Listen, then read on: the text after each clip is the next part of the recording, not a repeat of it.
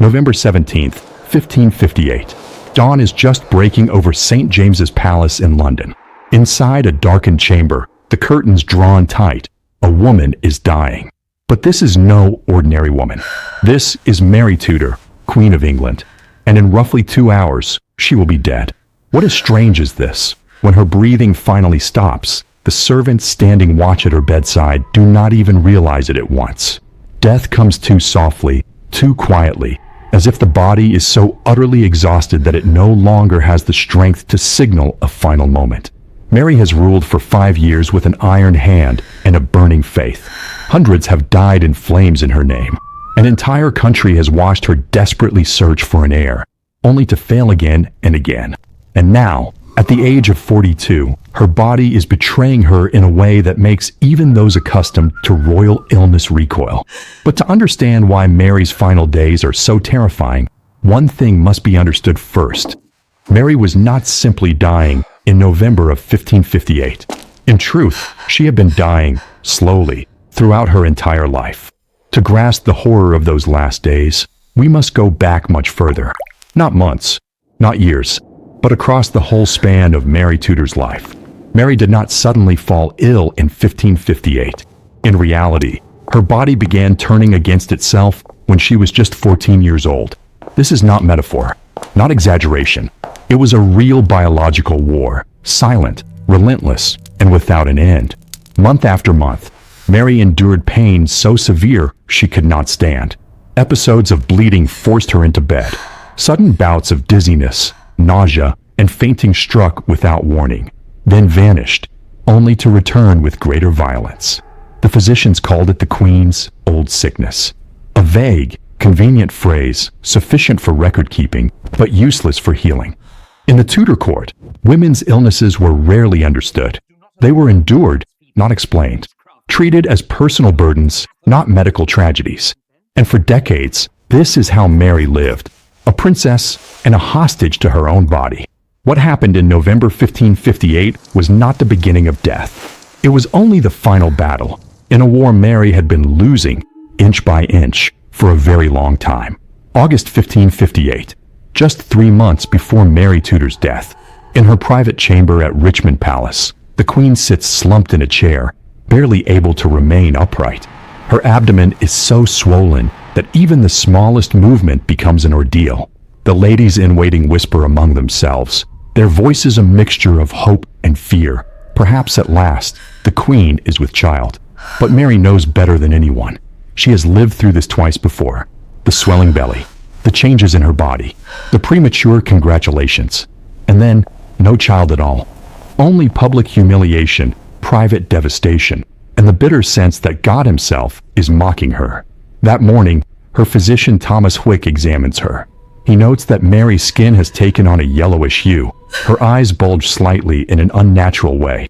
Her voice is deeper and hoarser than before.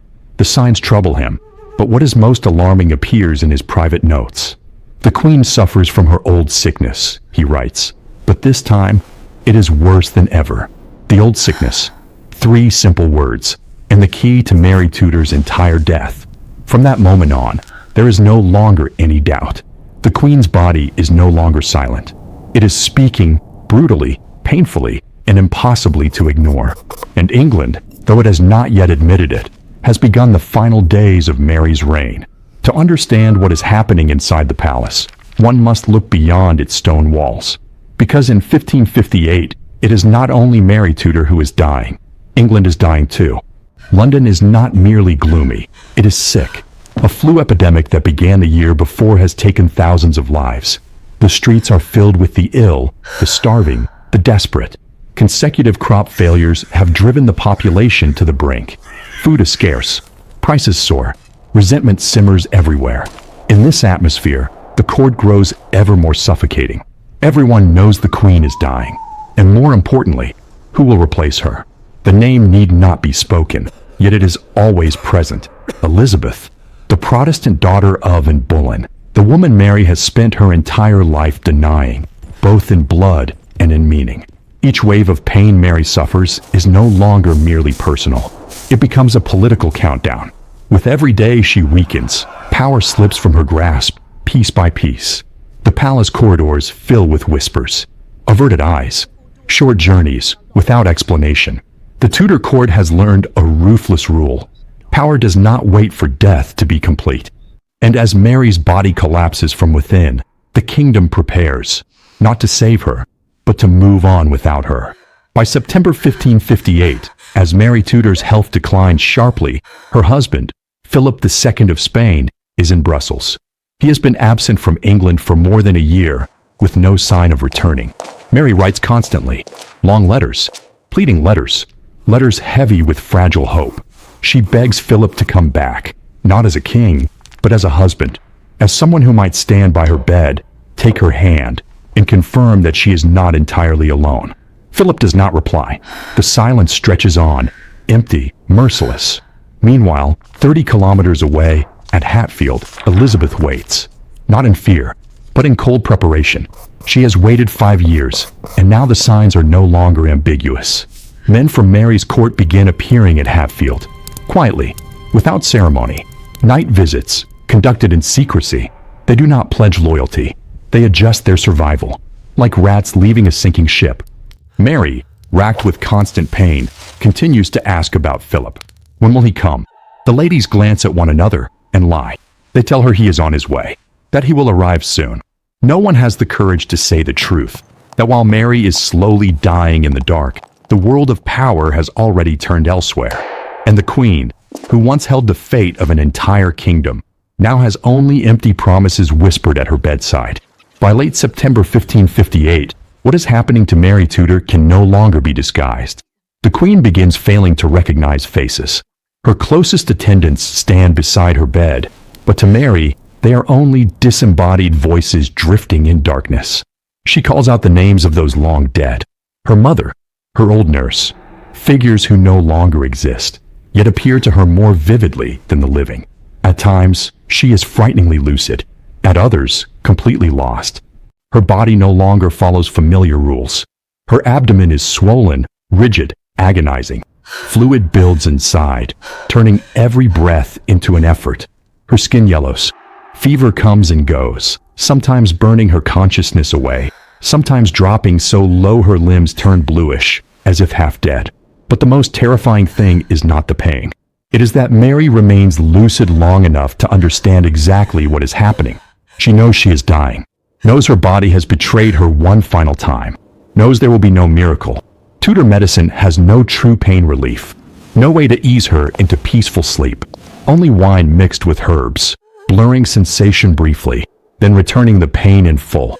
And in that prolonged darkness, Mary Tudor, Queen of England, enters a state of absolute isolation. No light, no husband, no escape. November 13th, 1558.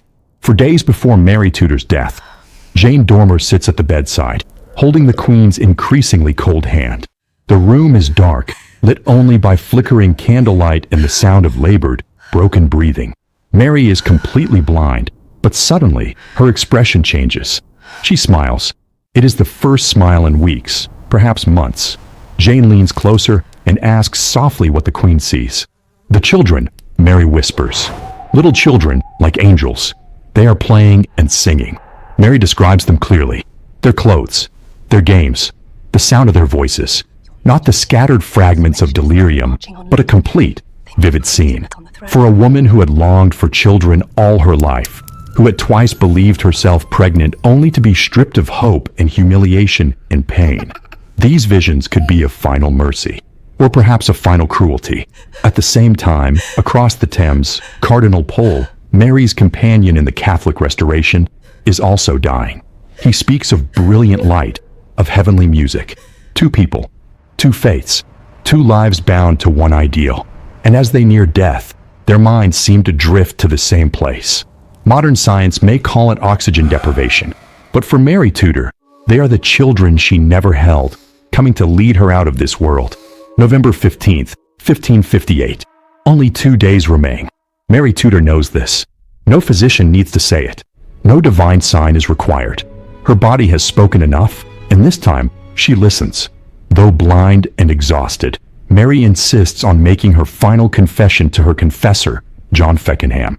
The confession lasts nearly 3 hours. not because she has so much to confess, but because she repeatedly faints, then awakens, forcing herself to continue. When she is lucid enough to speak, Mary begins arranging her own death. She speaks of her funeral, of the masses to be said for her soul, of how many candles must be lit, and most importantly, she asks to be buried beside her mother, Catherine of Aragon. Those in the room write everything down. They nod. They agree. But all of them know the brutal truth. None of it will happen. In just a few days, Elizabeth will ascend the throne, and Protestant England will not pray for Mary's soul. That evening, the Spanish ambassador came to see her one last time. Mary recognized him by his voice, though she could no longer see. Once again, she asked about Philip. When would he come? The man lied. He told her that the king was on his way. It was the final comfort anyone could offer Mary Tudor, and perhaps the last act of kindness she would receive while still alive. The night of November 16th, 1558, St. James's Palace fell into silence. Not the silence of sleep, but the heavy stillness of a place that knows dawn may arrive too late. Mary Tudor received the last anointing. Father Feckenham bent over her bed, touching holy oil to her eyes, her ears, her nose, her lips, her hands, her feet. Each touch brought a new wave of pain. Mary's skin had grown unbearably sensitive, as if every nerve lay exposed. But she did not cry out. She did not weep. She did not resist. She had crossed that threshold long ago. Prayers for the dying echoed through the candlelit room. Smoke hung in the air, making each breath, already difficult, feel heavier still.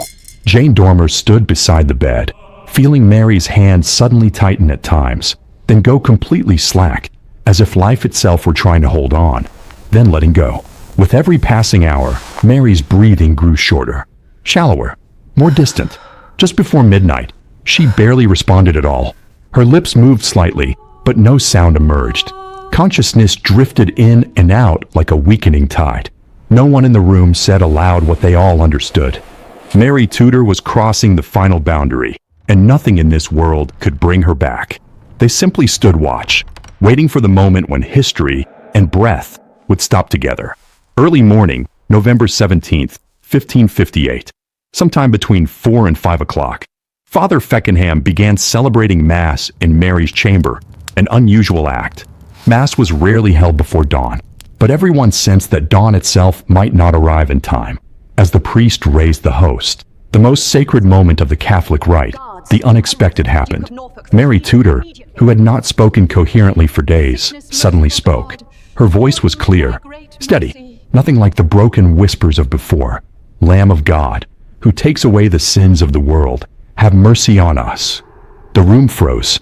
For a brief moment, it seemed as though a miracle were unfolding. Then Mary opened her eyes. Eyes that had been blind for weeks fixed themselves on the host. No one could explain how, but all present would later confirm it. She could see, truly see. A gentle smile spread across a face long ravaged by pain, the calmest smile she had shown since her illness began. And then nothing. No final words. No last convulsion. No gasping breath. Mary simply exhaled and never inhaled again. The change was so subtle that, for several minutes, no one noticed.